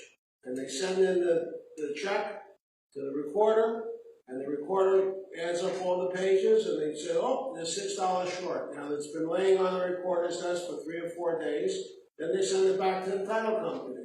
The title company, that takes another 3 or 4 days. The title company gets it on a Saturday, office is closed, they come back on a Monday, they say, oh, we made a mistake, they have to cancel the check, they send it back, the recorder gets it, lays on their desk for 3 or 4 days, they record it. What happens? Someone in the meantime records something, and in the gap period, and when you buy a house, you have 10 days to record a mortgage. When you buy a house, it's called a purchase money mortgage. You have 10 days to get that done. If there's a mistake, and you're outside the 10-day period, and someone records, you're out of luck, because they can't come first. Now, the mortgage company has a problem, you as a buyer have a problem, the realtor has a problem. We've eliminated that problem. How do we eliminate the problem? We record electronically. As soon as you come to the closing table, we scan in the documents, we record it, we get an OR book and page number, so there's no possibility. We have an escrow account that the county recorder's office could draw from to pay for all the recording fees, so we can't make a mistake. It's foolproof. And we get an OR book and page number, which is the official records book of the county, and the official page of the official records book where your ownership documents are recorded. So when you leave the closing table, when you close with Foremost, you know that you own the property, you know that your lender has recorded their mortgage, and you know that all of your situation in terms of the closing formalities is complete. And one of the things that I believe distinguishes my law firm from others is that we're able to solve any problem that you may have in the closing process. We're able to review contracts, we're able to review loan documents, we're able to prepare loan documents, we're able to review condo documents. We actually do condo documents. We represent condo developers, so we know the business from the inside out. We know the pitfalls that can be found in condo documents. If you have a dispute with a buyer or a seller, if someone wants to get out of a deal, we know how to hold people. People's feet to the fire. If you want to buy a property for investment purposes and you want to lease it to someone, we know how to provide you with a lease that's going to protect your rights. If the tenant doesn't pay the rent, we know how to evict that tenant. So any particular issue that you could have in the course of buying, selling, owning, managing real estate, we can resolve for you. You go to a dynamo like Phil, he identifies the right property for you, he gets you the best deal going. That's not going to help you very much if you can't close. we make sure that the deal that Phil gets for you is gonna become your home. And the deal that they finance is gonna be financing your home, and they're going to feel comfortable doing that because they know that that lien against the property is secure. So that's what we bring to the table, and we perform the services efficiently, expeditiously, with great attention to service and detail, and we're always responsive. Just like Phil takes calls whenever people want to reach him, we do the same thing. There's no issue that's too small or too insignificant for us not to respond to you and to take care of all your needs on the spot, so, whenever you have a problem. So we're a full-service firm. Many title companies are owned and managed by title agents or clerical staff. We're a lawyer-owned company, so you can be assured that a highly skilled, trained, professional attorney is going to handle each phase of your transaction and oversee it to the point where the transaction is going to result in the fulfillment of your purchase contract. And that's what my firm can offer. Speaking of an attorney-owned title company, real quick before we end, I had a deal where a married couple who were previously married had children from separate marriages, so they wanted to have their title held in tenants in common. So married tenants in common, which I know is you can do. It's totally legal, it's an option. Their title company, which was a friend of one of the buyers, like a friend of theirs, who they wanted to use, wasn't attorney-owned. So when I requested that, it took 3 days for them to say, okay, you can do it. And I know you can do tenants in common as a married couple. Because tenants in common means, if somebody passes, it doesn't go to the other, it goes to who they name, right? So if a wife and a husband have children from other marriages and no children together, if the wife wants that part of the house to go to the children of that marriage, and then his to go to his, that's tenants in common for a married couple. And that's what they wanted. Versus tenants in the entirety where it just stays with the other spouse. Somebody passes, it goes right to the other spouse. Well, the tenants in the entirety is a benefit because it has protection from creditors. The marital estate, by the entirities, in order for a creditor to execute against marital property, you have to have a judgment against both the husband and the wife. So if someone unfortunately is sued and they get a judgment, and the creditor tries to execute and the property is owned by the entirities, it's protected from creditors. So there's several types of ownership. There's individual ownership, there could be corporate ownership, there could be tenants by the entirities, there could be tenants with rights of survivorship, there could be tenants in common with rights of survivorship, or there could be tenants in common with no rights of survivorship, meaning if one tenant dies, the tenancy is dissolved. So there are various forms of ownership, and each of them have very complicated consequences, and you have to really think it through with an attorney to understand which option is best for you. So, in closing, do you guys have any questions? Like, is there anything when it comes to buying real estate?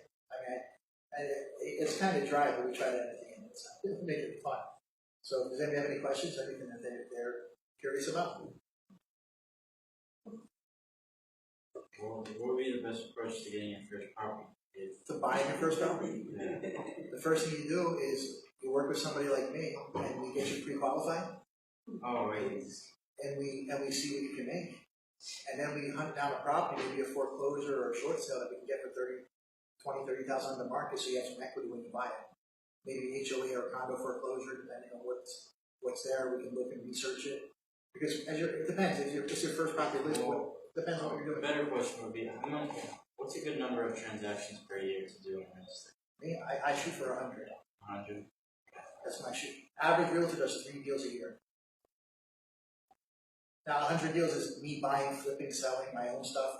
My deals I rate for third parties. It's not just selling and buying real estate. it's, opening restaurants, like that's a deal for me. Consulting a restaurant opening is a deal for me. Like that's, I try to do 100 deals a year. Do you prefer flipping or buying and holding? I'll do anything that makes money. Okay, sounds good. Because it's not even the money's the fun part. It's a matter of looking at something and the challenge of beating it. That's what I love. I love the challenge. Money's just the byproduct. When you do what you love, it's special. Because the consequences to the Yeah, good thing. it's the payoff. Yes. Money's just a tool, man. Money is just a way to make more money. Makes more options for yourself. Absolutely. Mhm. Yeah, there's nothing wrong with money. I love money, but I'm just saying, if you focus on money, it's hard. Focus on people, because people give you money. Mhm. Focus on relationships. Focus on making people's lives better. And money, you have to make money. One of the points you made, and one of the reasons why it's good to work with a full-service law firm, we have an immigration department. So if you have a client that wants to become an American citizen or live here for a period of time, we have a skilled immigration department, and we could handle that. We could also consult with foreign nationals. How's the best way to own real estate? Because there are significant tax consequences for a foreigner owning real estate in the United States. If they own it in the individual capacity, the price of the real estate goes up, and then they sell it, 50% of that profit becomes taxable. If they buy it through a corporation, and they own it, and they hold it for more than a year, and then they sell it, only 15% of the profit is taxable because of capital gain. If it's a big gain, and they want to try to avoid paying taxes, they could do something called a 1031 exchange, where they could roll the property into another property and avoid paying taxes altogether. So, That's Robert, yes. I wanted to take advantage of the fact that you're here today. And so, for example, we are at the beginning stages of a couple of different kinds of relocation. One of them is a relocation from Germany. And the extension of this company, they are looking to not only extend the company and then go through the process and then obviously bring over the family and doing it under the tier set and the guideline already for the type of visa that they would be applying for. H-1B, I assume? Not an H-1B. They're looking into two different kinds of visas. I can't disclose the client because we call the client X because I'm of course. because I'm under non-disclosure. But I have discussed it with Sherry at your office, who is my go-to person for all immigration topics. And my key question is actually regarding real estate. One of the questions that came up just this morning was they want to make an investment in real estate. And I guess the idea is, would it be more beneficial to their process and to their tax brackets and their overall investment over time to make that investment in commercial property to go along with the extension of their business, or to buy a couple of perhaps vacation homes within the area as they go through their extension without a permanent office location? Wow. And that was presented to me this morning, and it was something that we were going to discuss a little bit later. Well, one of the considerations when you own real estate is you have to finance the real estate, you have to pay taxes on the real estate, you have to insure the real estate, you have to maintain the real estate, and that's very expensive. So you have to consider the financial considerations of owning real estate. If you own income-producing property, the beauty of income-producing property is that as you own the income-producing property, it generates cash flow. And the cash flow pays for your financing, it pays for your taxes, it pays for your maintenance, it pays for all the expenses. So generally speaking, given the choice of different types of real estate to own, obviously we all need a place to live. And we're not going to rent out our house because we want the house is our castle. But besides that, we want to buy properties that we can make money on. So if it's an income-producing property, we know we're going to get cash flow from it. If it's a property that's like Phil could find a great deal, it's on the market, he knows that if he purchases it, there's a ready market to resell it, so he could flip it and make a profit. So there are all kinds of business considerations involved in the type of property that you purchase. But generally speaking, for foreigners, beyond the place to live, I would recommend income-producing property, be it a commercial property, residential complex where you're going to get monthly rent from residential tenants, or an office rental property. All those types of properties are very, very good, and historically over time, especially in Florida, the rate of appreciation of those properties has been very significant. So it is a wealth building. Investment strategy.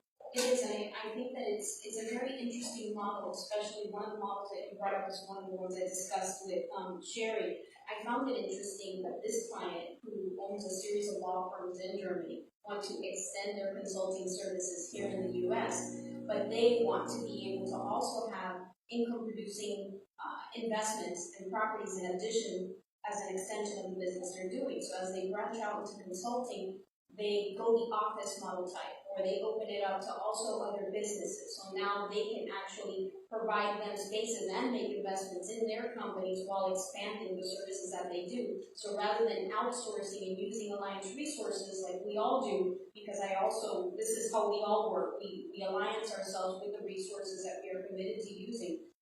But this way, they harvest them right inside one hub, one office, one space.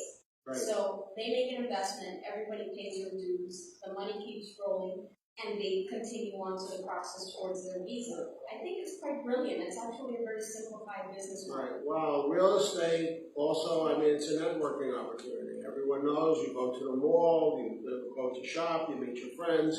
The same with an office property. People come there to do business, they meet each other, they talk about what they're doing. Somebody has a business opportunity, another person has could take advantage of that opportunity. So anytime you have a place where people come together, it creates opportunities, and real estate accomplishes that goal for people. It does. Time and time again. Thank you.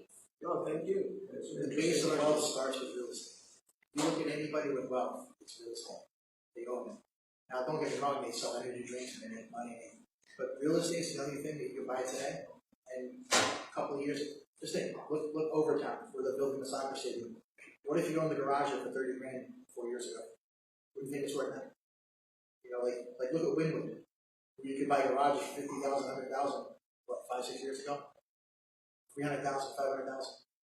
I'm just giving an example. Where can you put that money and do that? That's the trick. Very interesting. In underdeveloped countries, one of the main reasons why in the third world there's an inability to have capital formation is because of the inability to borrow money against your real estate, your home. And one of the reasons for that is there's a lack of a title structure. So there's no way to finance something because there's no way to define ownership in a legal sense. So that's an issue. The second issue is the banking system is not set up to provide that type of financing. The main engine in this country for people, entrepreneurs, to start businesses is the ability to borrow against their primary asset, which is their home. And that's been the driver for so much of the wealth that's been built in this country. This is a simple concept of home ownership. And I guess that's why they call it the American dream. So if you guys have any questions from this point, I have a website. It's buy10x.com. And on there's introduction videos about 10 minutes, and it talks about everything in the process of buying a house. I went over it briefly. It's a 10-minute video. It's an introduction of how I deal with a client. So when I have a buyer that comes to me, and they say, I want to buy a house, the first thing I do is say, go to this site and watch this video. Everything is on there. There's a sample report that I give them, like the report I talked about. There's a report from one of the condos on the beach. There's also a mortgage pre-approval button that takes you right to Mike's page where you can put your information and upload your documents. There's also a link that goes right to my website where you can search for anything. How can I get on the list? Just buy10x.com. I'll actually, if you guys wait a second, when we close out, I'll actually pull it up here and I'll let you see it if you want to see it. I'll pull it right up on here. For everybody else watching, I just posted it so everyone can look Awesome. up. And if you want to sell, it's sold10x.com. It talks about selling. So I have 2 separate sites for that. And then people can just go in there, you put your name or your email on your phone, and it comes directly to me, and I call you within an hour. And I have a conversation. And that's how simple it is. So, simplified. I took my speech to everybody. When I went by a house, it's the same conversation. So I videotaped it and I do it differently. Talk to the masses. Philip, what you would change, for example, if you would be, it's up to you, like for example, in Florida there is some regulatory board of the consider the real estate who is making, and if you would be like you have any opinion, what your recommendation would have been for the kind of special board that to change for more better, that's because I would say that we see that you told me that in other countries they have some problem of how there is no connection with the capital and his real estate, but it goes to the recording, how they record the property, when they survey the property, the deed, the stuff, how they define the property. It's very complicated. That's why maybe we have someone has to add something to some special regulator that you can't regulate it. Regulation isn't the answer. It's brokers taking responsibility and wanting to be better. Because it seems that when someone's so much real estate guys failing, it's not for you they especially good, because it's someone will say in the Singapore that I didn't like this Florida real estate company, I didn't like that real estate, and they said there's a difference that in Florida real estate companies are like a failure, 86% fail. That's what it was, and maybe they need something I think that you answered your own question actually, because that's the function of the marketplace. When you have people that are successful and they're successful because they know what they're doing and they know how to project themselves and they know how to find the business opportunities, take advantage of the business opportunities, and execute on those business opportunities, they're going to be successful. The people that don't know how to do that, they're going to fail. And the marketplace will weed out the bad people. You don't want to have a bureaucrat that's going to look at the situation and say, I don't like him, he's no good. You want to have the marketplace to find who's going to be successful. If someone can't do it, they're not going to be able to survive. And that's why there's 45,000 agents and 5,000 make money. You know what I'm saying? That's just why there is in Miami-Dade County. Now, the other problem is you have brokers out there talking about this, talking about that, and mindset this and this, that. If you wish enough, you'll get it. It don't hurt me. It's called taking action. It's called taking action and focusing and learning. You understand? It's learning. I learn every day. I know what I know. That's what I want. In life, you have things that you know, and you have things that you don't know. But there's things out there you don't even know that you don't know they exist.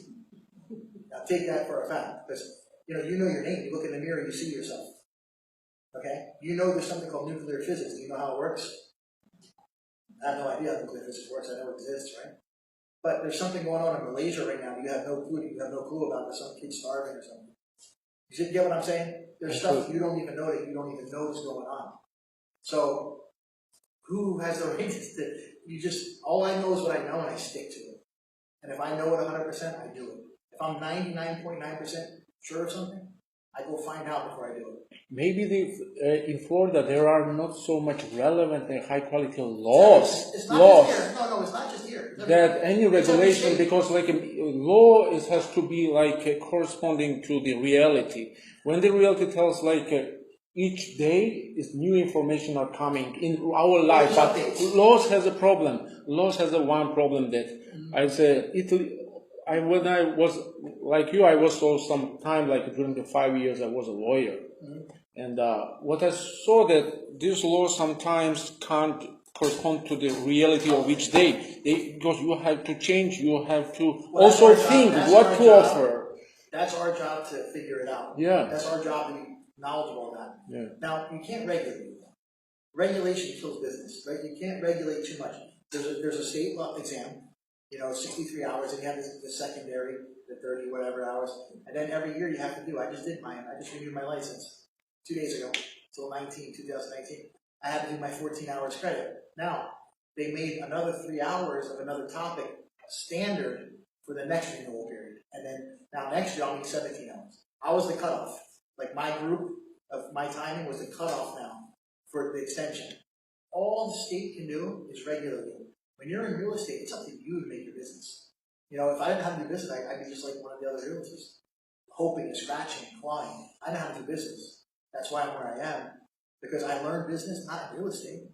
I learned running a nightclub. I grew up, we had a fruit stand. From reality. From reality. You know, I just apply my knowledge to real estate. Yeah. You understand? Like, I know how to buy watermelon from Amish people in Lancaster. And I know how to buy the watermelons cheap enough so I can go back to a fruit stand and sell it and make $500 a basket when I was 12, 13, 14 years old. So it started with that.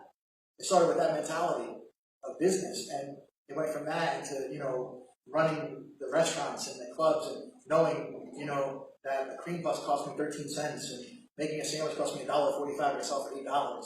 Like, you know, the meat and cheese, like all that kind of stuff it's a craving of being better. You understand?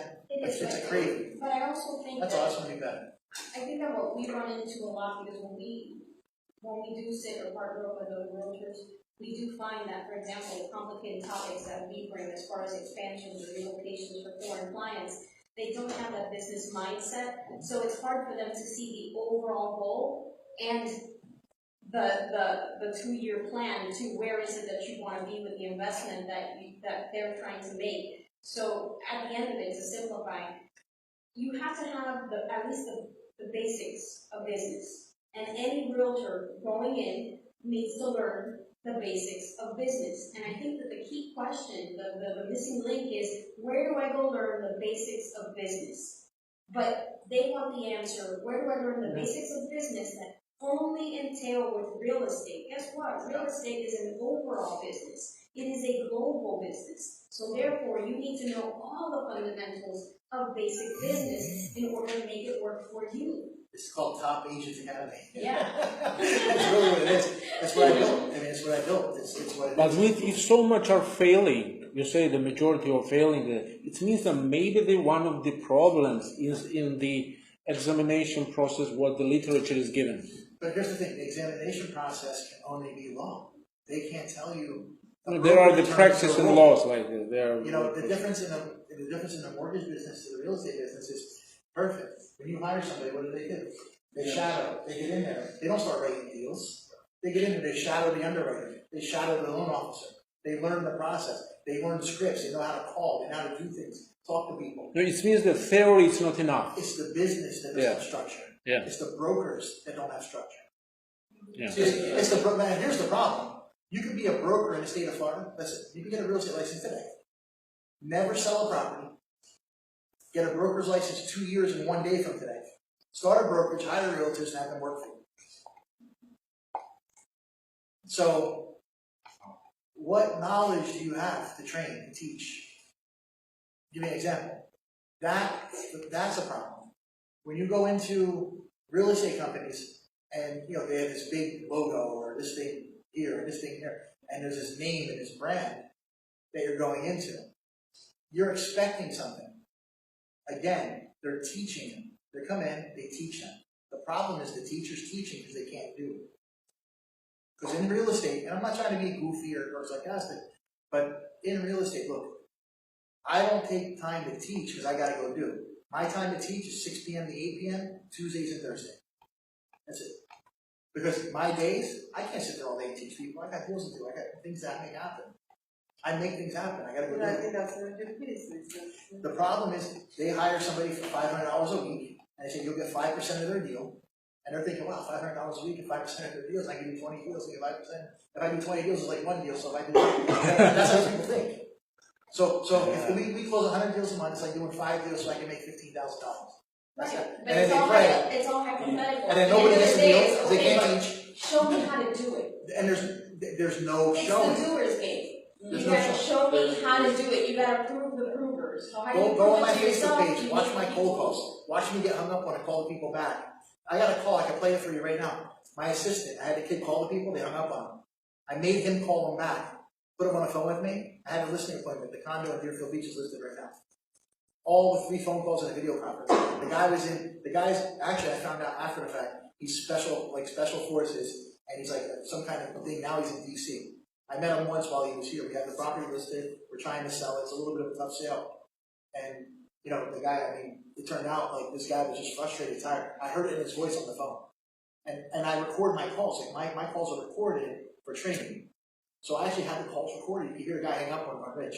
And Rich calls him back. And he's like, well, listen, I have a solution for you. And he's like, cool. And I can hear the guy once. He puts him on the phone with me. Boom. 10 minutes I have the video conference. At that time, he was in Brazil. I did a video conference in Brazil. We agreed on it. I went to the condo. There's a tenant in it. I did a walkthrough. I called him back, told him what I thought we could do. The tenant's a nightmare. I can only go between, they can only be shown between 6 and 8 p.m. Monday through Thursday, or 10 to 12 because the other tenant, their roommates. So it's 10 to 12 Monday, Tuesday, no Wednesday, Thursday, Friday, and then it's 6 to 8 Monday through Thursday. Like I got it in my head.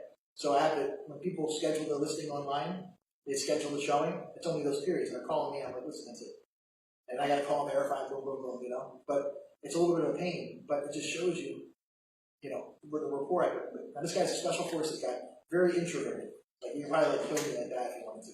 You know, but I'm trying to say like this guy's like, but I was able to break through with it and get and build a relationship. Now the guy calls me, you hear him on the phone. The guy's like my friend. Hey Phil, let's go. Like when I first talked to him, the guy was like so introverted. Like, no, I don't want to do that. Like it was bad. There's a lot of changes that happen in the industry. I've been doing this for 17 years, so I know a little bit about the industry. You need to surround yourself with professional people first and foremost. I mean that's important. Mortgage guy, title guy. I'm sorry, I got mortgage guy. And obviously a good agent. The money people. The money people. And obviously he's the most important because he's the one that cuts your check. But it's important to surround yourself with good people. And then the industry actually changes and it weeds out everybody else. It weeds out. Just recently we had an as-is contract change that will make it tougher for sellers, for buyers to actually exit the contract. So just that, if you didn't know that you're a buyer's agent and you're showing up and you're at the end of the day you want your escrow money back for your buyer because your buyer can go through with the contract or whatever the reason is. Now you're in trouble because the contract just became harder. There's a lot of licenses lost because of that. So these are things that happen in the industry that will automatically fix itself. And if the ones that aren't involved and that don't know those changes are the ones that don't pass. And obviously the ones that don't ever start to get off the ground running or whatever. And the hardest thing is to educate. See, a lot more would get off the ground. Absolutely. And the thing is, everybody wants to own it. Everybody wants to be the big shot. Yeah. See, listen, I don't want to be the big shot. I like the shadow. Because when you're the big shot, that's when you get attention. You don't want problems. I like to stay in the shadow, run my thing, do my thing, have no headaches. Most people want to be on TV. Most people, I do that stuff because I do the videos and I do my stuff for my marketing. But if you know me, that's not. I'm not flashy. I have a simple life. But you understand, you got to do certain things in Miami, and you got to have that perception. So I give that, but I'm like the most simple guy in the world. Like I'm not crazy like that. But the thing is, like you have to just be authentic. Like you got to be authentic. And when people see authenticity, key. Absolutely. There should be 45,000 agents in this class. That's what I don't understand. It's so hard because they don't know. They don't know. And then it's like there should be. If there were, the success rate would be a little bit higher. My goal is the industry will be better. Competition is always good. So that's always my 2 cents. Next week is our real estate career night. I have about 40 agents coming from all companies. And I'm going to talk about real estate and talk about forming a group here in Miami. We know with Simonetta. That's something I'm putting out to. I'll send it out to you. I don't know if it's all right. How are you all dealing with the international exposure? By the way, what I am asking you, in the virtual, like each nation, each like a continent has its own type of the business and mental procedure of thinking and action. Like, for example, Chinese, Japanese have some style. There's, for example, maybe like from Africa they have. And how you like concerning in the real estate? Because you said what I always thought, like one of the best ways to attract the good clients to be that they will have very good connection with you is to be frank with them. Because like I've been in China 2 times. and with the other projects. And what I told to one Chinese guy and why one of his deals has not gone with the American company, I asked him like, what was the problem? Is it the problem that you are feeling that is American, is looking at you with the eyes, with the full of abbreviation of the dollar? Or because I felt it, because this guy was not frank, he wanted the money from China. In 5 seconds. I know within 15 Yeah. seconds.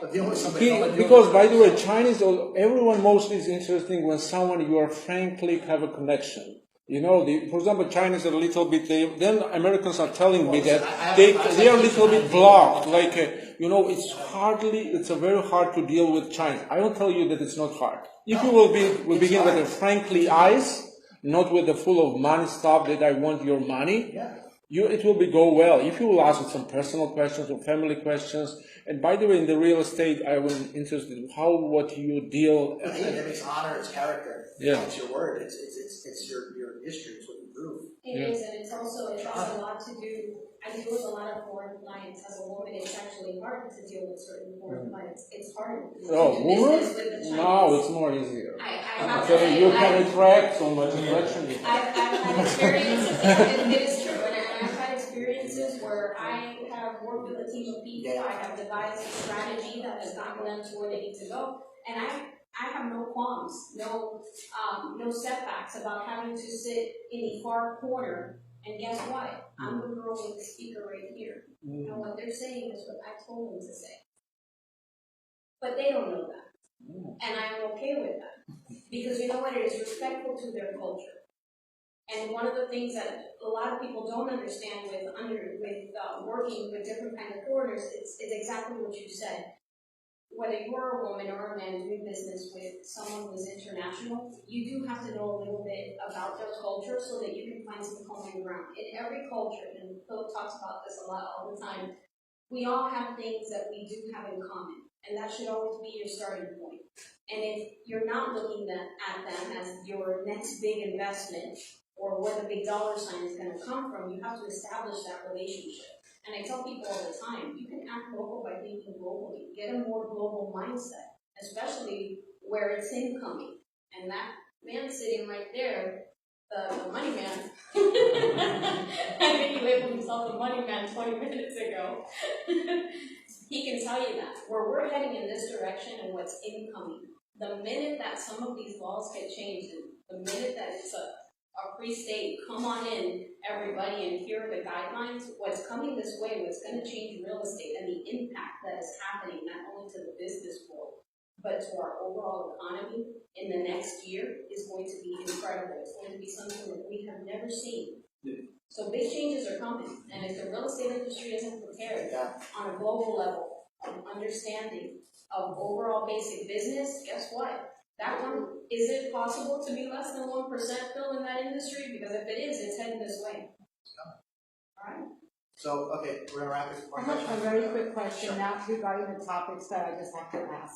Is it possible, because I just heard this earlier today, is it possible to have a property and have the owner be a corporation and then sell the corporation, and then that property belongs to the other person, and then as they pay, if you just up the percentage that they own in the corporation? Yes, you could absolutely do that. The corporation is a legal person, so it could be a corporation, an LLC.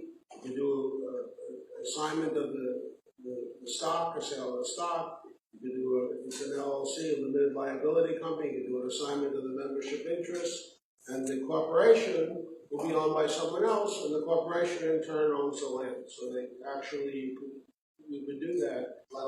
When would normally somebody do that type of transaction? Like when would normally that come into play that somebody would want to do that? Well, companies do that all the time. When the company sells, let's say a dry cleaning, he owns the store, he owns the business, he wants to sell his business, he'll sell the real estate with the business.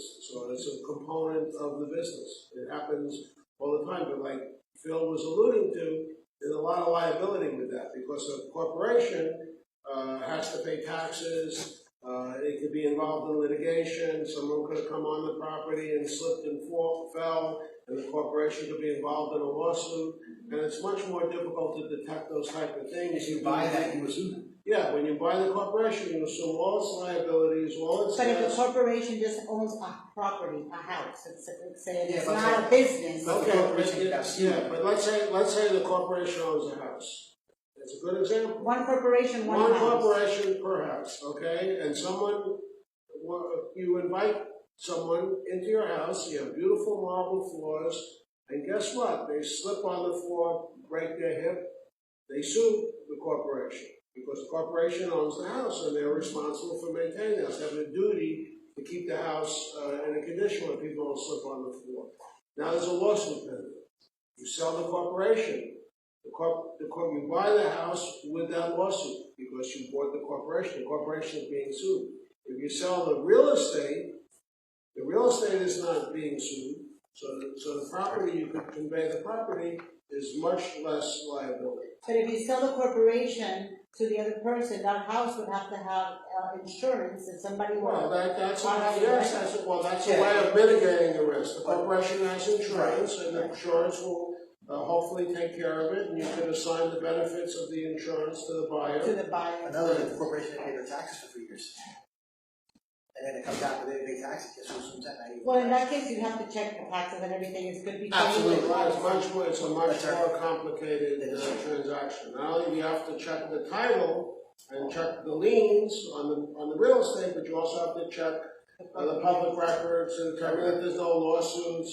And then there could be claims out there that you can't find. You have to check the correspondence and the companies and the emails to see if anyone had a problem and they threatened to sue. And then you have to get different types of representations and different types of warranties. And then you still have more liability. So anything you do, it's all a function of risk management. So there might be, like, really, if you just call him and you say what your goal is, he might recommend a real estate trust. He might be able to just draft documents to do what you want to do, just as you guys having regular title. And so let them do, let an expert do that. Example, the Canadian guy, the 49. So the reason, just real quick, the reason that this was brought up to me was saying, like, let's say there's somebody that, they have money, they have a good job, but for some reason they don't qualify for a mortgage, and somebody was explaining to me, which I'm gonna try to figure out. Corporation has to qualify. The corporation would have to qualify for a mortgage? Well, on the lending side, unless you're doing hard money and getting paid points and a lot of money up front, and yeah, it's just crazy terms that would not be, that you don't need to pay for. No lender is going to give a corporation a loan, especially a brand new one. What if the seller is giving the loan to the other individual? Sure. Yeah, It's private not money. finance, the seller can do whatever they want. But there are risks associated with selling a But corporation. you're able to handle something like that? Of course, but I mean, if I were handling something like that for you, I would tell you, if you're a buyer or a seller, what the risks are associated with that, and you can make an informed decision whether or not you want to assume those risks. And it's a lot simpler. We have a lot of people that will come to one of us, and then we deflect an attorney to do that part of it, but a lot of people try to make things too complex because they've heard of stories from the people that only did 2 or 3 transactions, don't know what they're doing in real estate, and so they derive their strategy from this dysfunction. And really what you need to do is only go to the right team who knows how to take care of you, because we want you to be so happy with us that you refer your friends and family. You guys are doing the right thing today. You're here to educate yourself, and that's the first step. So, like, understanding now, I hope your eyes have been open to if I get the right professionals, I'm a hell of a lot safer than landing Uncle Joe or Aunt Millie who's gonna possibly lose my security deposit. I've even done deals where if their aunt is a realtor, I give the aunt 25%. Just so we're gonna aunt. I said, let me do the deal, let me get it done for you. I'll give you 25%, I refer it to her. I've done that because it's like, are you serious? You're gonna buy a $3 million home and not protect yourself? I'm not care about the money, let me do the deal. Well, you hear a lot of things too, so There you are want very good reasons to own a home through a corporate entity. or any kind of property to incorporate, because corporations provide certain protections from liability, personal liability. There's certain risks involved as well. So you have to understand what you're doing, and that's really where people like me come in. Help guide you through that process. All right, so we're gonna wrap it up. Good. I'm gonna put buy10x.com if you guys want to see it in a minute, and it'll come up. And then if you guys want anything else to eat, there's some desserts or some pasta. And I would like to do the raffle. And we're gonna do a raffle. Yes. If you guys have business cards, if no business cards, just write your name, and they're raffling off a little gift package. Okay. Yeah, cool. I already. So, Phoebe.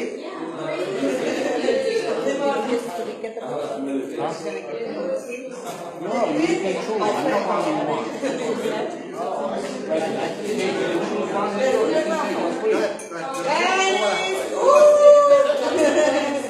Let's see who is our winner. Xiomara.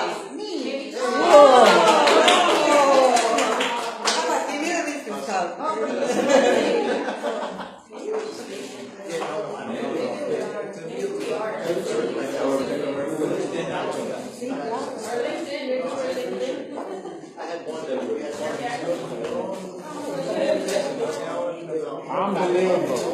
You have a huge Look at it. Stand up. Stand up. You have a huge